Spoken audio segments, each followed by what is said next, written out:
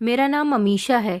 खुशी से मेरे पैर ज़मीन पर नहीं थे, क्योंकि आज मेरी शादी होने जा रही थी और एक ऐसे इंसान के साथ होने जा रही थी जिसे मैं पसंद करती थी, जिसको मैंने बड़ी मुश्किल से हासिल किया था। मैं अपने ऑफिस में काम करने वाले राजीव नाम के लड़के से बहुत प्यार करती थी। राजीव और मेरी मुलाकात तब हुई थी जब मैंने नौकरी पर जाना शुरू किया था। नौकरी करने का मुझे बहुत शौक था, इसलिए मैंने अपने मम्मी पापा से कहा था कि मैं जॉब करना चाहती हूँ। हम सिर्फ 4 बहनें थीं। मेरे घर में सभी की शादी हो चुकी थी और सब लोग अपनी अपनी खुशहाल ज़िंदगी गुजार रही थी। मेरे मम्मी पापा ने कभी मुझे भी किसी चीज़ के लिए नहीं तरसाया था, हमेशा मुझे बहुत खुश रखा था। मेरे शौक़ को पूरा करने के लिए उन्होंने मुझे जॉब करने की परमिशन दे दी थी। जब मैं जॉब करने के लिए गई तो मैंने देखा था कि वहाँ पर एक एम्प्लॉय काम करता था। उसका नाम राजीव था। धीरे धीरे हम दोनों एक दूसरे को पसंद करने लगे थे। हम दोनों की सैलरी भी सेम थी, क्योंकि वो मुझसे 2 महीने पहले नौकरी ज्वाइन कर चुका था। मुझे वहाँ पर नौकरी करते हुए 3 महीने गुजर गए थे। हम दोनों की अच्छी खासी फ्रेंडशिप हो गई थी। हम दोनों एक दूसरे को बहुत चाहने लगे थे और चाहते थे कि हम दोनों की शादी एक दूसरे के साथ हो। मैं राजीव से शादी के लिए कहती थी, क्योंकि मैं जानती थी कि मेरे घर में अब मेरी ही शादी का नंबर है। राजीव कहता था कि मेरे घर में मेरे अभी 2 भाई और हैं, पहले उनकी शादी हो जाए, उसके बाद मैं अपनी शादी करूँगा, क्योंकि ऐसे अच्छा नहीं लगता कि छोटा भाई बड़े भाइयों की शादी से पहले अपनी शादी की बात घर में करे। और वैसे भी मैं अपनी माँ का एक बहुत संस्कारी और आज्ञाकारी बेटा हूँ। मेरे दोनों भाइयों का रिश्ता लगा हुआ है। उन दोनों की शादी 6 महीने बाद होगी। जब उनकी शादी हो जाएगी तो मैं अपने रिश्ते की बात कर लूँगा। उस समय मेरे लिए रिश्ते की बात करना बिल्कुल ठीक होगा। राजीव की बात से मैं भी सहमत थी। जब मैं अपने घर में आई तो मुझे पता चला कि मेरे पेरेंट्स भी मेरे लिए रिश्ता देख रहे हैं। मैंने अपने पेरेंट्स से कहा था कि मैं अभी शादी नहीं करना चाहती, मैं अभी कुछ टाइम और जॉब करके अपना शौक़ को पूरा करना चाहती हूँ। मगर मेरे पेरेंट्स कहने लगे कि अब तुम्हें जॉब करते हुए 3 महीने गुजर गए और वैसे भी हमने तुम्हारे लिए जिस लड़की को पसंद किया है वो बहुत खुले आज़ाद माहौल का है। उसके घर में तुम्हें किसी तरह की रोक टोक का सामना नहीं करना पड़ेगा। वो लोग तुम्हें जॉब करने की भी परमिशन देंगे। अपने पेरेंट्स की बात सुनकर मुझे खामोश होना पड़ गया था, क्योंकि अब मैं अपनी जॉब का भी बहाना नहीं कर सकती थी। मेरे पेरेंट्स चाहते थे कि 6 महीने के अंदर अंदर मेरी शादी हो जाए। मैं चाहती थी कि 6 महीने किसी तरह से पूरे हो जाएं और राजीव के भाइयों की जैसे ही शादी हो उसके बाद राजीव अपनी फैमिली से मेरे बारे में बात करे। लेकिन ऐसा पॉसिबल नहीं हो रहा था। हम दोनों बहुत परेशान हो गए थे। एक दिन मैं ऑफिस से आकर बहुत रोने लगी थी, क्योंकि मेरे मम्मी पापा ने मुझे बताया था कि उन्होंने मेरी एंगेजमेंट की डेट फिक्स कर दी है। जब उन्होंने मुझे रोता हुआ देखा तो वो लोग बहुत परेशान हुए और कहने लगे कि तुम किस बात के लिए रो रही हो। तो मैंने उनको पूरी बात बता दी थी, क्योंकि अब मैं उनसे कुछ भी नहीं छुपा सकती थी। वो मेरी मर्जी के खिलाफ जाकर मेरी एंगेजमेंट करवा रहे थे। जब उनको पूरी बात पता चली तो मेरे पापा ने मुझे गले से लगा लिया और कहने लगे कि बेटा, अगर तुम अपनी मर्जी हमें पहले बता देती तो शायद हम तुम्हारा रिश्ता इस लड़के के साथ तय ना करते। अच्छा ठीक है, तुम हमें उस लड़के के बारे में बताओ जिसे तुम पसंद करती हो। मैंने राजीव का फ़ोटो अपने मम्मी पापा को दिखाया तो उनको राजीव बहुत पसंद आया था। उन्होंने कहा था कि हम एक बार राजीव से मिलना चाहते हैं। मैंने राजीव से बात करके उससे कहा था कि वो मेरे पापा से बात कर ले, मेरे पापा उससे मिलना चाहते हैं। राजीव मेरे पापा से मिलने के लिए तैयार हो गया था। उसने मेरे पापा से मिलकर बात की थी कि वो अभी मेरे बारे में अपनी फैमिली से बात नहीं कर सकता। राजीव से मिलकर और राजीव के बारे में सब कुछ जानकर मेरे पापा बहुत खुश तो हुए थे, मगर मेरे पापा का कहना था कि अभी उसकी सैलरी बहुत कम है। हमें लगता है कि वो अपनी सैलरी से तुम्हारे साथ गुजारा नहीं कर सकता। मगर मैंने अपने पापा को भरोसा दिलाया था कि मैं राजीव के साथ जैसे तैसे गुजारा कर लूँगी। फ़िलहाल मेरा रिश्ता जहाँ पर मेरे पेरेंट्स ने लगाया था वहाँ से ख़त्म कर दिया था और अब मैं बहुत खुश थी कि राजीव के भाइयों की जैसे ही शादी हो जाएगी वो अपने घर पर मेरे बारे में बात करेगा। जैसे तैसे 6 महीने गुजर गए थे और राजीव ने जब अपने मम्मी पापा से मेरे बारे में बात की तो उन लोगों ने एक बड़ी ही अजीब बात कही थी। उन्होंने कहा था कि हमने तो तुम्हारे लिए पहले ही लड़की तलाश कर ली थी, मगर तुम्हें बताया नहीं था। राजीव ये बात सुनकर आग बबूला हो गया था। वो अपने पेरेंट्स पर बरसने लगा और कहने लगा कि मैं शादी करूँगा तो अमीशा से ही करूँगा, वो मुझे बहुत अच्छी लगती है, मैं उससे बहुत प्यार करता हूँ। मम्मी कहने लगी कि वो लड़की तुम्हारे साथ नौकरी करती है, वो इस घर की गृहस्थी को अच्छी तरह से नहीं संभाल सकती, क्योंकि नौकरी करने वाली लड़कियों का दिमाग हमेशा घर से बाहर ही होता है। उसने अपनी मम्मी को यकीन दिलाया था कि मैं उसके घर को अच्छी तरह से संभाल लूँगी और उसके पेरेंट्स की भी सारी ज़िंदगी सेवा करूँगी। बड़ी मुश्किल से राजीव के पेरेंट्स हम दोनों की शादी के लिए माने थे। राजीव के दोनों भाई अपनी अपनी पत्नियों को लेकर दूसरे घरों में शिफ्ट हो गए थे, क्योंकि उन दोनों ने अपने कारोबार से अपने अपने अलग घर बनाए थे। राजीव ही उस घर में अपने पेरेंट्स के साथ रहता था, इसलिए उसकी मम्मी चाहती थी कि राजीव की पत्नी ऐसी आए जो उन लोगों के साथ अच्छी तरह से एडजस्ट कर ले। और जब राजीव के दोनों भाइयों की शादी हुई थी तो ये बात पहले ही तय हो गई थी कि वो दोनों भाई शादी के 2 महीने बाद ही अपनी अपनी पत्नियों को लेकर दूसरे घरों में चले जाएंगे। राजीव के दोनों भाइयों का बिजनेस काफ़ी अच्छा था, जबकि राजीव मामूली सी नौकरी किया करता था। मगर मैंने सोच लिया था कि मैं तो राजीव से ही शादी करके रहूंगी। अब राजीव के घर में सिर्फ उसके पेरेंट्स और उसकी छोटी बहन थी। कुछ दिनों बाद राजीव की पूरी फैमिली हमारे घर पर मेरा रिश्ता लेकर आ गई थी। उसके घर के सभी लोगों को मैं बहुत पसंद आई थी। बस उसकी मम्मी को यही लगता था कि मैं नौकरी करने वाली लड़की उनके घर को अच्छे से नहीं संभाल सकूंगी। ये उनकी गलतफहमी थी, क्योंकि हर नौकरी करने वाली लड़की गलत नहीं होती। फिलहाल आज मेरी शादी का दिन था। मैं बहुत खुश थी। राजीव के साथ मेरी शादी होने जा रही थी। मैं उसके साथ अपनी ज़िंदगी की नई शुरुआत करने वाली थी। बारात मैरिज हॉल पर आ गई थी और सारी रस्में पूरी होने के बाद मुझे विदा करके मेरे पति के साथ भेज दिया जा रहा था। जब मैं अपनी ससुराल आई तो मैंने देखा कि मेरी नंद ने मेरा बहुत अच्छा स्वागत किया था। मेरी दोनों जेठानियां भी वहां पर मौजूद थी। मेरी दोनों जेठानियों को शादी के 2-3 दिन बाद ही अपने अपने घरों को वापस जाना था। वो लोग इस शादी से बहुत खुश थीं। अगर मूड किसी का ख़राब था तो वो थी मेरी सास। न जाने क्यों उन्हें मुझसे क्या दिक्कत थी। मैंने अपने पति से जब इस बारे में पूछा तो उन्होंने कहा कि तुम मम्मी पर ध्यान मत दो, उनको यही लगता है कि घर से बाहर निकलने वाली लड़कियों का कैरेक्टर ठीक नहीं होता। वो नौकरी करने के अलावा गृहस्थी के बारे में कुछ नहीं जानती। तुम फिक्र मत करो, धीरे धीरे तुम उनका दिल जीत लेना और वो ठीक हो जाएंगी। मुझे उम्मीद है कि तुम इस घर में सबका दिल जीत लोगी। मैंने अपने पति से वादा किया था कि मैं सबका बहुत ख्याल रखूंगी। राजीव के साथ मेरी शादी की पहली रात निकल चुकी थी। मेरी जिंदगी की नई शुरुआत हो चुकी थी। मेरी सास तो मुझसे ज़्यादा बातें नहीं करती थी, मगर ससुर बहुत अच्छे थे। मेरे ससुर को मेरे पति ने एक किराना स्टोर करवा दिया था, जो हमारे घर से थोड़ी ही दूरी पर बना हुआ था। मेरे ससुर मुझे अपनी बेटी की तरह ही समझते थे। मेरी नंद बहुत अच्छी थी, मेरा बहुत ख्याल रखती थी। उसका नाम रिंकी था। रिंकी सिर्फ 18 साल की थी। हम दोनों एक दूसरे के साथ बहुत खुश रहते थे। मैंने अपनी सास से कहा था कि वो घर का कोई काम ना किया करे, घर के सारे काम मैं ही किया करती थी। मेरे ससुर हमेशा मेरी सास से कहते थे कि देखो बहू कितनी अच्छी है, उसने घर की सारी जिम्मेदारी को संभाल लिया है, तुम्हें तो अब सारा दिन कोई भी काम नहीं करना पड़ता। मेरी सास मेरे ऐसे बिहेवियर से खुश तो बहुत होती थी, मगर अपनी ज़बान पर मेरी तारीफ लाना नहीं चाहती थी। मेरी नंद सारा दिन मेरे साथ काम में लगी रहती थी और हम मिल बांटकर घर के सारे काम कर लिया करते थे। मेरे पति ने जब देखा कि मेरे आने के बाद घर का माहौल बहुत खुशी भरा हो गया, तो मेरे पति भी बहुत खुश होते थे। मेरी ज़िंदगी तो राजीव के साथ बहुत अच्छी गुजर रही थी। मेरी एक दोस्त थी निशा, जो मेरी शादी पर भी आई थी और उसने मेरी बहुत तारीफ की थी। निशा की एंगेजमेंट हो चुकी थी, उसकी शादी में अभी समय था। निशा का उसके भाई के अलावा इस दुनिया में कोई भी नहीं था। उसके पेरेंट्स बचपन में ही दुनिया से जा चुके थे। वो मेरी बहुत अच्छी दोस्त थी। पहले तो हम लोग जल्दी जल्दी एक दूसरे से मिल लिया करते थे, लेकिन जब से मेरी शादी हुई थी उससे मेरी मुलाकात नहीं हुई थी। मैंने देखा कि एक दिन निशा मेरे घर आई थी और उसके साथ उसका भाई भी आया था। मैंने उसको भी घर के अंदर बुला लिया था और वो मेरे पति के साथ बातें करने के लिए बैठ गया था, जबकि निशा मेरे कमरे में बैठी हुई थी। उसी समय मेरे कमरे में मेरी नंद आ गई और वो भी निशा को देखकर बहुत खुश हो रही थी। उसने निशा से बहुत अच्छी जान पहचान बढ़ा ली थी। मेरी दोस्त निशा कहने लगी कि तुम्हारी नंद तो बहुत अच्छी है। मैंने कहा था कि हाँ, मेरी नंद मेरे साथ दोस्तों की तरह ही रहती है।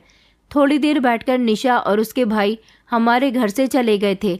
मैं बड़ी हैरान थी कि निशा कई बार मेरे मायके भी मुझसे मिलने के लिए आई थी और हम दोनों भी एक दूसरे के साथ घूमना फिरना करते थे। तब तो कभी निशा अपने भाई को अपने साथ नहीं लेकर आई थी, तो आज मेरी ससुराल में उसके भाई का यहाँ आना मुझे कुछ खटक सा रहा था। न जाने क्या बात थी, फिर मैंने इस बात को इग्नोर किया और मैं अपनी नंद को आवाज़ लगाने लगी। रिंकी शायद कमरे के अंदर कुछ कर रही थी, उसे मेरी आवाज़ नहीं जा रही थी। रिंकी ने और मैंने खाना नहीं खाया था, जबकि हम लोग बाकी सबको खाना दे चुके थे।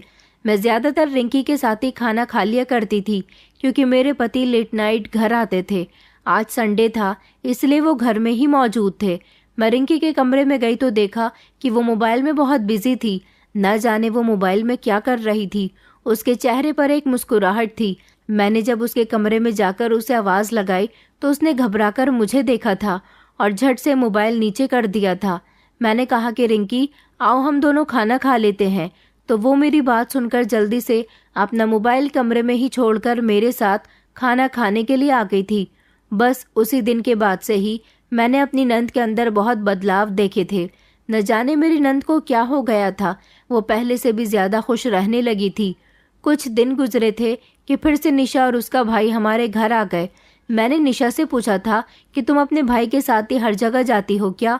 तो वो कहने लगी कि नहीं नहीं, मैं जब भी तुम्हारे यहाँ आने के लिए कहती हूँ तो मेरा भाई कहता है कि चलो, मैं अपनी गाड़ी पर तुम्हें अमीशा के घर छोड़ देता हूँ। यहीं आसपास उसके दोस्त का भी घर है, वो मुझे यहाँ लेकर आ जाता है। मैंने कहा चलो अच्छा है, इस बहाने तुम भी जल्दी जल्दी मेरे ससुराल आती रहती हो। थोड़ी देर अपने दोस्त के पास बैठने के बाद उसका भाई फिर से हमारे घर पर आ गया था। इस बार मेरे पति घर पर मौजूद नहीं थे, तो मैंने उन दोनों को अपने कमरे में बिठा दिया था। मैं जल्दी से किचन में जाकर निशा और उसके भाई के लिए चाय पानी का इंतज़ाम करने लगी। उस समय मेरी सास पड़ोस में गई हुई थी और मेरे ससुर अपनी दुकान पर थे। सिर्फ मेरी नंद और मेरे अलावा घर में कोई भी नहीं था। मेरी नंद कहने लगी कि भाभी, मैं भी आपकी हेल्प कर देती हूँ। इस तरह वो मेरे साथ नाश्ता तैयार करने लगी और उसके बाद वो जल्दी जल्दी सारा नाश्ता लेकर मेरे कमरे में जाने लगी। मैंने देखा था कि रिंकी ने अचानक अपने कपड़े चेंज कर लिए थे और मैंने उसके चेहरे पर गौर किया तो देखा था कि उसके चेहरे पर थोड़ा सा मेकअप भी हो रखा था। रिंकी की ऐसी हरकतों से मैं हर बार चौंक जाती थी। मेरी दोस्त और उसका भाई हमारे घर से जा चुके थे। अब की बार निशा को मेरे घर आए हुए काफ़ी दिन हो गए थे। रिंकी मुझसे पूछने लगी थी कि आपके दोस्त को आए हुए अब काफ़ी दिन हो गए, आप उनको हमारे घर बुला लो। मैंने कहा था कि नहीं, मुझे उसका इतनी जल्दी जल्दी यहाँ पर आना अच्छा नहीं लगता। वो खुद तो आती ही है और साथ में अपने भाई को भी लेकर आती है। न जाने उसे क्या हो गया, पहले तो वो अपने भाई को लेकर नहीं आती थी।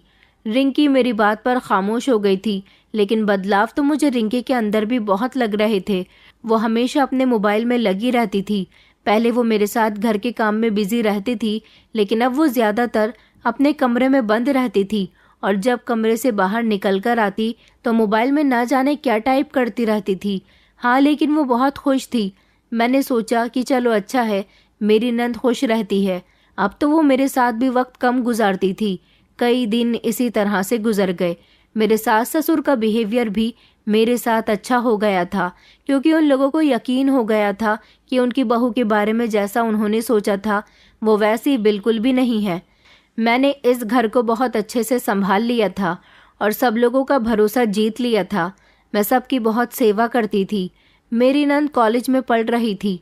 पहले वो कभी कभी कॉलेज जाया करती थी, लेकिन अब मैंने देखा था कि वो रेगुलर ही कॉलेज जा रही थी और वो बहुत अच्छे से बन संवर कर कॉलेज जाने लगी थी। मुझे उसकी हरकतें बड़ी ही अजीब लगने लगी थीं। एक दो बार मैंने उससे पूछने की भी कोशिश की थी कि आखिर उसके अंदर बदलाव आने का क्या मकसद है, तो उसने कहा था कि भाभी, आप गलत सोच रही हो, मेरे अंदर कोई बदलाव नहीं आए हैं, मैं तो बिल्कुल पहले के जैसी ही हूँ। जब से मेरी शादी हुई थी मैं अभी तक अपने मायके नहीं गई थी। अब की बार मैंने सोचा था कि मैं पूरे एक हफ्ते के लिए अपने मायके जाऊंगी। मेरे सास ससुर और पति ने तो मुझे मायके जाने की परमिशन दे दी थी। मैं बहुत खुश थी और अपने मायके में पूरा एक हफ्ता गुजार कर आई थी। लेकिन जब मैं वहाँ से आई तो मैंने देखा कि रिंकी बहुत उदास उदास सी थी। मैंने अपनी सास से भी पूछा था कि रिंकी को क्या हुआ है। मेरी सास ने कहा था कि न जाने उसे क्या हो गया, बस कॉलेज से आने के बाद इसी तरह खामोश अपने कमरे में पड़ी रहती है। अब तो घर का भी कोई काम नहीं करती। एक दिन मैं अचानक अपनी नंद के कमरे में चली गई तो मैंने देखा था कि वो बुरी तरह से रो रही थी। जब मैंने उसे रोते हुए देखा और उसे सवाल किया कि तुम क्यों रो रही हो, तो वो साफ मुकर गई और कहने लगी कि मेरी आंख में कुछ आ गया था, मैं रो नहीं रही हूँ। मेरी नंद अब मुझसे हमेशा झूठ बोलने लगी थी। पहले उसके अंदर खुशी भरे बदलाव थे और अब उसके अंदर गम भरे बदलाव थे। न जाने क्यों वो मौसम की तरह बदलती रहती थी। मैं तो उसके ऐसे बदलने पर बहुत परेशान थी। वो जैसी दिखती थी ऐसी बिल्कुल भी नहीं थी, क्योंकि शुरू से ही वो ज़्यादातर अपने घर में रही थी। बाहर की दुनिया उसने ज़्यादा देखी हुई नहीं थी। वो बहुत मासूम और भोली थी। मेरे साथ भी वो बिल्कुल बहनों की तरह रहती थी, अपनी हर बात मुझसे शेयर करती थी। लेकिन जब से वो ज़्यादा खुश रहने लगी थी, तब से उसने मुझे अब तक अपने बारे में कुछ भी नहीं बताया था। मैं अपनी नंद की तरफ से बहुत परेशान रहने लगी थी। मेरी नज़रें अब अपनी नंद पर ही जमी रहती थी। एक बार तो घर में हड़कंप मच गया जब मेरे ससुर ने बताया कि उनके कुर्ते की जेब से 5,000 रुपये चोरी हो गए। मेरी सास घबरा गई। उन्होंने मेरे ससुर से कहा कि घर में ही आपके पैसे कैसे चोरी हो सकते हैं? आपके पैसे ज़रूर किसी ने घर से बाहर ही चोरी किए हैं। मेरे ससुर कहने लगे कि नहीं, मुझे अच्छी तरह से याद है, मैं अपनी दुकान से जब आया था तो मेरे कुर्ते की जेब में पूरे 5,000 रुपये रखे हुए थे और मैंने अपने कुर्ते को हैंग कर दिया था। लेकिन अब मैंने अपना कुर्ता पहनने के लिए निकाला और उसकी जेब में हाथ डाला तो उसमें 1 रुपया भी मौजूद नहीं है। ये बात तो जैसे तैसे ख़त्म हो गई थी, क्योंकि मेरी सास को और हम सबको भी यही लगता था कि मेरे ससुर के पैसे ज़रूर या तो वो कहीं रखकर भूल गए या फिर घर से बाहर ही किसी ने निकाल लिए हैं। लेकिन 2-3 दिन बाद मेरा ये शक भी दूर हो गया था, क्योंकि मेरे पति के वॉलेट से भी पैसे चोरी हो गए थे और मेरे पति का भी यही कहना था कि वो ऑफिस से जब घर आए थे तब उनके पर्स में 20,000 रुपये थे।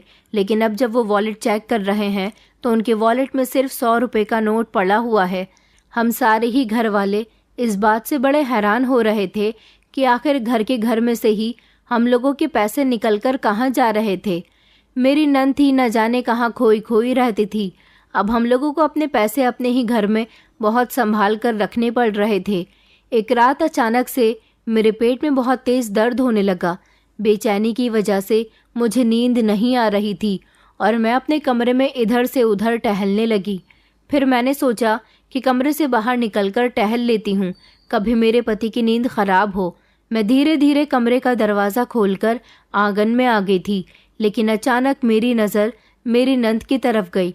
ये देखकर मेरे होश उड़ गए थे कि मेरी नंद के हाथ में पैसे थे और वो मेरे सास ससुर के कमरे से निकल रही थी। रिंकी ने जैसे ही मुझे बाहर देखा तो वो बहुत घबरा गई और उसने पैसे अपने दुपट्टे की आड़ में कर लिए। मैंने कहा कि रिंकी, तुम इस समय क्या कर रही हो? सोई नहीं हो अभी तक? तो वो कहने लगी कि भाभी, मुझे नींद नहीं आ रही थी, तो मैंने सोचा कि मैं मम्मी पापा के कमरे में जाकर कुछ देर बैठ जाती हूँ। मैंने कहा, तुम्हें तो पता है कि इस टाइम सब लोग सो रहे होते हैं। तो वो घबराती हुई आवाज़ में कहने लगी कि जी, मुझे लगा कि जैसे मैं जाग रही हूँ इसी तरह मेरे मम्मी पापा भी जाग रहे होंगे। ये कहकर और मुझसे नज़रें चुराकर वो अपने कमरे में चली गई थी। अब मैं समझ गई थी कि आखिर घर में पैसे कौन चोरी कर रहा था। मैंने सोच लिया था कि सुबह मैं अपनी नंद की शिकायत सब लोगों के सामने ज़रूर करूँगी और उससे भी पूछूंगी कि आखिर वो मेरे सास ससुर के कमरे से पैसे क्यों निकाल कर ला रही थी। मैं दवाई खाकर सो गई थी। मुझे सुबह होने का इंतज़ार था, लेकिन मैं नहीं जानती थी कि अगली सुबह मेरे लिए कितनी ख़तरनाक साबित होने वाली है। मैंने तो सोचा था कि मैं अपनी नंद की सच्चाई सामने लेकर आऊँगी, मगर मेरी नंद ने तो उल्टा मुझ पर ही वार कर दिया था, क्योंकि सुबह मेरी नंद मेरी सास से मेरी शिकायत कर चुकी थी कि रात मैंने भाभी को देखा था, वो आपके कमरे से पैसे चोरी करके निकल रही थी, क्योंकि सुबह सवेरे मेरी सास को पता चला था कि उनके पर्स से पैसे चोरी हो गए। जब मेरी सास इस बात का हंगामा करने जा रही थी और इस बारे में सबसे पहले उन्होंने अपनी बेटी को बताया, तो उसने सारा इल्ज़ाम मुझ पर लगा दिया था। उसने कहा था कि उसने खुद मुझे अपनी आंखों से उनके कमरे से निकलते हुए देखा। मेरी सास ने अपनी बेटी की बात पर यकीन कर लिया था और उन्होंने मेरे पति से मेरी शिकायत की। सुबह सुबह ही घर में एक नए हंगामे ने जन्म ले लिया था। मेरी सास चिल्ला चिल्लाकर कह रही थी कि जिस दिन से ये घर में आई है उसी दिन से हमारे घर में पैसे चोरी हो रहे हैं। मैं अपने पति से कहने लगी कि मम्मी जी झूठ बोल रही हैं। मेरी सास कहने लगी कि रिंकी ने खुद तुम्हें अपनी आंखों से देखा है। रात के समय तुम जाग रही थी और हमारे कमरे का दरवाज़ा खुला हुआ देखकर तुम पैसे ही चोरी करके ले गई। मैंने अपनी सास से कहा कि नहीं नहीं, रिंकी झूठ बोल रही है। मेरे पति ने भी यही कहा कि अमीशा को पैसे चोरी करने की क्या ज़रूरत है, अमीशा के पास तो पहले ही काफ़ी पैसे रहते हैं। मेरी सास कहने लगी कि तू नहीं जानता, ऐसी लड़कियों को जब ये नौकरियां करती हैं तो इन्हें सुकून रहता है। अब तेरी पत्नी नौकरी नहीं करती ना, इसलिए उसे तेरे दिए हुए पैसे कम लगते होंगे, तभी तो उसने चोरियां करनी शुरू कर दी। मैं रो रो कर कह रही थी कि रिंकी मुझ पर इल्ज़ाम लगा रही है, मगर मेरी सास का यही कहना था कि पैसे तुम ही चोरी करती हो, क्योंकि हमारे घर में कभी पैसे चोरी नहीं हुए। मेरे ससुर कहने लगे कि बहू, मुझे तुमसे ऐसी उम्मीद नहीं थी। मेरी नंद ने झूठ बोलकर मुझे सबकी नज़रों में शर्मिंदा कर दिया था, लेकिन मेरे पति को अभी भी इस बात पर यकीन नहीं आ रहा था। यह हंगामा थमा तो मेरे पति ऑफिस चले गए थे। मेरे ससुर भी दुकान पर चले गए थे। मेरी सास थी कि मुझे बात बात पर चोरनी होने के ताने दे रही थी। मुझे अपनी नंद पर बहुत गुस्सा आ रहा था। मैं झट से अपनी नंद के कमरे में गई और जाकर उससे दो टूक अंदाज में बात की। मैंने कहा, ये तुम्हारी क्या हरकत है? मैं अच्छी तरह से जानती हूँ कि कल रात पैसे मैंने चोरी नहीं किए, बल्कि तुमने चोरी किए थे। मैंने तुम्हें मम्मी पापा के कमरे से निकलता हुआ देखा था और तुम्हारे हाथ में पैसे भी देखे थे। इससे पहले मैं तुम्हारी उनसे शिकायत करती, तुमने मुझ पर ही चोरी का सारा इल्ज़ाम लगा दिया। मुझे तुमसे ऐसी उम्मीद बिल्कुल भी नहीं थी। रिंकी, मैं तुम्हें कभी माफ़ नहीं करूँगी। तुमने मुझे मेरे ससुराल वालों की नज़रों में गलत साबित कर दिया। ये कहते हुए मेरी आंखों में आंसू आ गए थे। मैं रोने लगी थी। रिंकी मुझे तसल्ली देने के लिए मेरी तरफ बढ़ी तो मैंने उसे झटक दिया और कहा कि मुझसे दूर रहो। मैं तो तुम्हें बहुत अच्छा समझती थी, अपनी दोस्त समझती थी, मगर मुझे नहीं पता था कि तुम इतनी चालाक निकलोगी। मेरा ऐसा कहना था कि रिंकी फूट फूट कर रोने लगी और कहने लगी कि भाभी, मुझे माफ़ कर दो, मुझसे बहुत बड़ी गलती हो गई। अगर मैं इल्ज़ाम आप पर न लगाती तो आप मेरी शिकायत मम्मी पापा से कर देती। रिंकी की बात सुनकर मैंने उसे चौंक कर देखा था। मैंने कहा, इसका मतलब तुमने जानबूझकर ये सब कुछ किया था? तुम मुझे बताओगी कि आखिर तुम्हें अपने ही घर में चोरी करने की क्या ज़रूरत पड़ गई है?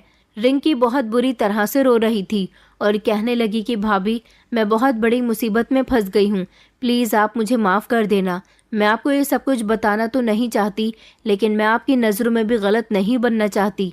मैंने रिंकी से कहा था कि अच्छा ठीक है, मुझे तुम बताओ कि क्या बात है।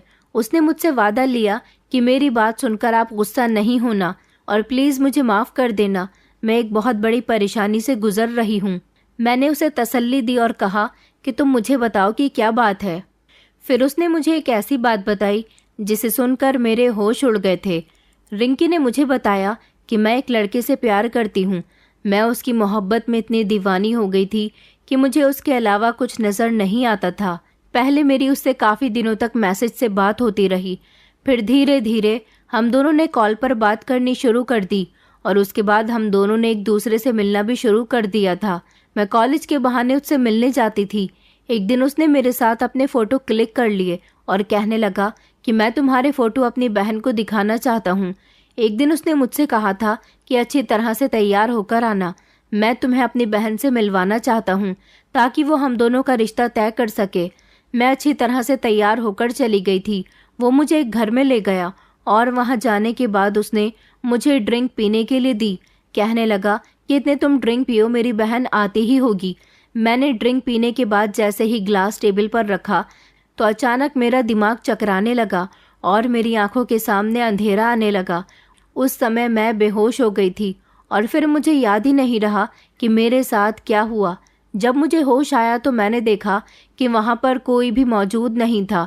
मेरी समझ नहीं आ रहा था कि मेरे साथ क्या हुआ है। मैं बार बार उसको आवाज़ लगा रही थी, मगर वो मुझे कहीं भी नज़र नहीं आया। मैं बहुत घबरा गई। मैंने जल्दी से अपना बैग उठाया और मैं वहाँ से वापस आ गई थी। उस दौरान आप अपने मायके गई हुई थी। मैं गहरी सोच में बैठी हुई थी जब अचानक मेरे मोबाइल पर एक नोटिफिकेशन आया। मैंने देखा तो मेरे पास उसके नंबर से एक वीडियो आया था। मैंने वीडियो जैसे ही खोल कर देखा तो मेरे पैरों तले से ज़मीन निकल गई थी, क्योंकि उस वीडियो में मैं बेहोश पड़ी हुई थी और मेरे शरीर पर कपड़े भी नहीं थे। मेरे शरीर के एक एक अंग की वीडियो बनी हुई थी और वो वीडियो मैं बड़ी गौर से देख रही थी। मेरी आंखों से आंसू निकल रहे थे कि जिस पर मैं इतना भरोसा करके उससे मिलने गई थी, उसने मेरे साथ ये सब कुछ किया। मैंने उसे कॉल किया और कॉल करके कहा कि तुम बहुत ही घटिया इंसान हो। मैं तो तुमसे प्यार करती थी, तुमने मेरे साथ ये अच्छा नहीं किया, जल्दी से वीडियो डिलीट कर दो। तो वो कहने लगा कि ये वीडियो डिलीट नहीं होगी। अगर तुमने कोई होशियारी दिखाने की कोशिश की तो मैं ये वीडियो वायरल कर दूंगा, और तुम जानती हो कि ये वीडियो वायरल होने से तुम्हारी कितनी बदनामी होगी। मैंने उससे कहा, तुम क्या चाहते हो, प्लीज़ मेरी वीडियो डिलीट कर दो। तो वो कहने लगा कि मुझे पैसों की ज़रूरत है, तुम मुझे पैसे देती रहो, मैं तुम्हारी वीडियो डिलीट कर दूंगा। उस दिन के बाद से उसने मुझे ब्लैकमेल करना शुरू कर दिया। कभी वो मुझसे 5,000 रुपये मांगता था, तो कभी 20,000 मांगता था, तो कभी 40,000। मेरे पास से जब पैसे ख़त्म हो गए तो मैंने घर में ही चोरी करनी शुरू कर दी। आखिर में उसे पैसे कहाँ से लाकर देती? मैं किसी को इस बारे में बता भी नहीं सकती थी कि मैं उससे मिलने के लिए गई थी। घर वाले मेरे बारे में क्या सोचते कि जिन्होंने मुझ पर इतना भरोसा किया, मैंने किसी से प्यार करके उनके भरोसे को चकनाचूर कर दिया। रिंकी कहने लगी, इतने सारे पैसे लेने के बावजूद भी वो मुझे अभी तक ब्लैकमेल कर रहा है। रिंकी की बात सुनकर मेरी आंखों में आंसू आ गए थे। मैं उसे तसल्ली देने लगी। मैंने कहा कि तुम फिक्र मत करो, मैं तुम्हारी मदद करूंगी। बताओ कि वो लड़का कौन है और कहाँ रहता है। रिंकी फिर से रोने लगी और कहने लगी कि भाभी, मुझे माफ़ कर दो, वो लड़का कोई और नहीं बल्कि आपकी दोस्त निशा का भाई है। उसकी बात सुनकर तो मैं चौंक गई थी। मैंने कहा, निशा का भाई तुम्हारे साथ ये सब कर रहा है? तो वो कहने लगी कि हम दोनों ने एक दूसरे को आपकी शादी वाले दिन देखा था, तभी से ही उसकी नज़र मुझ पर पड़ गई थी और वो मुझे फॉलो करने लगा था। यही वजह है कि वो अपनी बहन के साथ बार बार यहाँ पर आता था और हम दोनों चोरी चुपके एक दूसरे से थोड़ी बहुत बात भी कर लिया करते थे। इसके बारे में ना कभी आपको पता चला और ना ही आपके दोस्त को।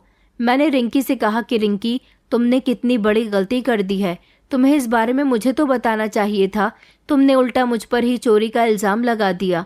रिंकी कहने लगी कि भाभी, मुझे माफ़ कर दो, प्लीज़ मुझे उस इंसान से बचा लो। मैंने कहा कि अच्छा ठीक है, चलो अब तुम मुझसे मिलने जाना, मैं तुम्हारी मदद करूँगी। मेरी सास का बिहेवियर मेरे साथ बिल्कुल भी ठीक नहीं था और अब मैंने सोच लिया था कि मुझे रिंकी को किसी न किसी तरह इस दलदल से निकालना ही होगा, क्योंकि वो इंसान इसको बार बार ब्लैकमेल कर रहा था। अगले दिन रिंकी ने उसे पैसे देने के लिए मिलने के लिए कहा था।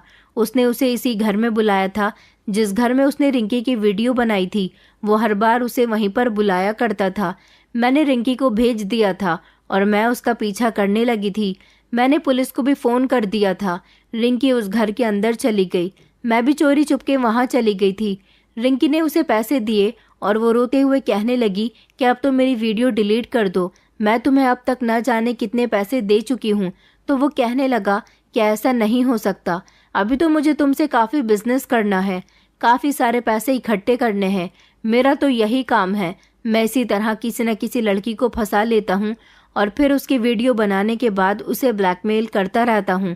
मेरी नंद कहने लगी कि तुम इतने गिरे हुए इंसान हो, मैं नहीं जानती थी, तुम लड़कियों की मजबूरी का फ़ायदा उठाते हो, भगवान तुम्हें इसकी सज़ा ज़रूर देगा।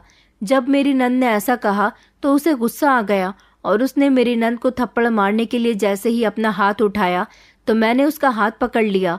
मुझे देखकर वह चौंक गया था। उसे लगा था कि हर बार की तरह रिंकी अकेले ही उससे मिलने के लिए आई होगी। मैंने उससे कहा कि बस बहुत हो गई तुम्हारी होशियारी, अब तुम्हारी ये होशियारी नहीं चलेगी। निशा का भाई निखिल ज़ोर ज़ोर से चिल्लाने लगा। मोबाइल उसकी जेब में था, हमें किसी भी तरह उसकी जेब से मोबाइल निकालना था। मैंने रिंकी को इशारा दिया और मैंने उसे ज़ोरदार धक्का दे दिया। जब वो ज़मीन पर गिर गया तो मैंने जल्दी से उसे मजबूती से पकड़ लिया और मैं रिंकी से कहने लगी कि इसके पॉकेट से मोबाइल निकालो। रिंकी उसकी पॉकेट से मोबाइल निकालने लगी। वो बहुत हाथ पैर मार रहा था। वो मर्द था और हम दोनों लड़कियां थीं, इसीलिए उसे कंट्रोल कर पाना हमारे लिए बहुत मुश्किल हो रहा था। पुलिस अभी तक नहीं आई थी, वो कहीं भाग न जाए, इसलिए हम दोनों को उसे जैसे तैसे पकड़कर रखना था। उसने अपनी ताकत दिखाते हुए हम दोनों को धक्का दे दिया। मोबाइल रिंकी के हाथ लग चुका था। वो जल्दी से रिंकी के ऊपर लपका। उसने रिंकी को पकड़ लिया और उसके हाथ से मोबाइल छीनकर वो उसको मारने लगा।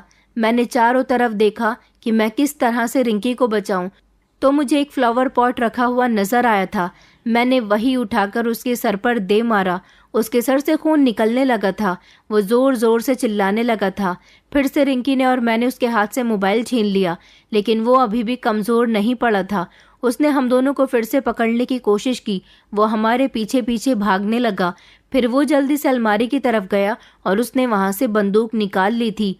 वो बंदूक हम दोनों की तरफ तान कर कहने लगा कि तुम दोनों ने अगर होशियारी दिखाने की कोशिश की तो अच्छा नहीं होगा, मैं तुम दोनों को यहीं पर मार दूंगा। वो कहने लगा कि जल्दी से मोबाइल मुझे दे दो, वरना अच्छा नहीं होगा। अब हम दोनों मजबूर हो चुके थे, लेकिन मैं फिर भी उससे मना कर रही थी कि मैं मोबाइल तुम्हें नहीं दूंगी। इस मोबाइल में रिंकी की ही नहीं बल्कि न जाने कितनी लड़कियों का राज छुपा हुआ है। तो उसने बंदूक मेरी तरफ तान दी और वो ट्रिगर दबाने ही वाला था कि इतनी ही देर में पुलिस आ गई और पुलिस ने उसे बंदूक सहित पकड़ लिया। हमने पुलिस को मोबाइल भी दे दिया था। इस तरह पुलिस ने हमें बचा लिया था। पुलिस के सामने निखिल की सारी सच्चाई खुलकर आ गई थी। उसने अपना जुर्म कबूल कर लिया था कि वो रिंकी के साथ ही नहीं बल्कि न जाने कितनी लड़कियों के साथ ऐसा कर चुका था। वो कोई काम धंधा तो करता नहीं था, वो इसी तरह से लड़कियों को अपने प्यार के जाल में फंसाकर उन्हें ब्लैकमेल किया करता था। पुलिस ने उसको और उसके मोबाइल को हिरासत में ले लिया। निशा के भाई की सच्चाई निशा को भी अब पता चल गई थी। जब उसे अपने भाई के बारे में पता चला तो उसने अपने भाई को उसके हाल पर छोड़ दिया। वो तो अपने भाई की शक्ल भी नहीं देखना चाहती थी, क्योंकि वो कई लड़कियों को पैसे लाने के लिए इसी तरह से मजबूर कर चुका था। रिंकी ने घर आने के बाद सब लोगों को अपने बारे में सब कुछ बता दिया था। मेरी सास को जब पता चला कि रिंकी इतनी बड़ी परेशानी से गुजर रही थी और चोरी भी कर रही थी और चोरी का सारा इल्ज़ाम उसने मुझ पर लगा दिया था, जिस पर मेरी सास ने मुझे ढेर सारी बातें सुनाई थी। मेरी सास ने मुझसे माफ़ी मांगी। मैंने उनकी बेटी की मदद की थी, इसीलिए वो मेरी एहसानमंद हो गई। इस तरह मेरी नंद की प्रॉब्लम सॉल्व हो गई थी। मेरी नंद आज भी मेरी एहसानमंद है। हमने अपनी नंद का रिश्ता अच्छी जगह तय कर दिया। शायद ये सब कुछ मेरी मदद के बिना मेरी नंद के लिए करना इतना आसान नहीं होता। मैं सारी लड़कियों से यही कहना चाहूँगी कि हिम्मत दिखाइए और अपने लिए खुद स्टैंड लेना सीखिए, क्योंकि कुछ लोग ऐसे होते हैं जो आपकी मजबूरी का फ़ायदा काफ़ी हद तक उठा लेते हैं। उन लोगों को सज़ा दिलवाने का काम आपका है, इसलिए आप उनकी धमकी में आकर मजबूर ना हों, बल्कि कोई ऐसा प्लान बनाएं जिससे आप उन्हें कड़ी से कड़ी सज़ा दिलवा सकें। मेरी नंद बहुत सीधी थी, इसलिए वो आसानी से निखिल के हाथों मजबूर हो रही थी। ऐसी ना जाने कितनी लड़कियां हैं जो लड़कों पर भरोसा करके उनकी शिकार बन जाती हैं। ज़रूरी नहीं है कि हर इंसान आपसे सच्चा प्यार करता हो, इसलिए किसी पर भी आंख बंद करके भरोसा ना करें। कुछ ऐसे भी दरिंदे होते हैं जो प्यार के नाम पर आपके साथ धोखा कर जाते हैं। सावधान रहें, अपना ख्याल रखें और ज़्यादा से ज़्यादा अपने आप को बचाने के लिए जुल्म के खिलाफ लड़ें। दोस्तों, उम्मीद करती हूँ आपको हमारी कहानी पसंद आई होगी। कहानी पसंद आई है तो वीडियो को लाइक करें, चैनल पर नए हैं तो चैनल को सब्सक्राइब करें और हाँ, नोटिफिकेशन बेल को ज़रूर दबाएं ताकि अगली अपडेट सबसे पहले आपको मिले।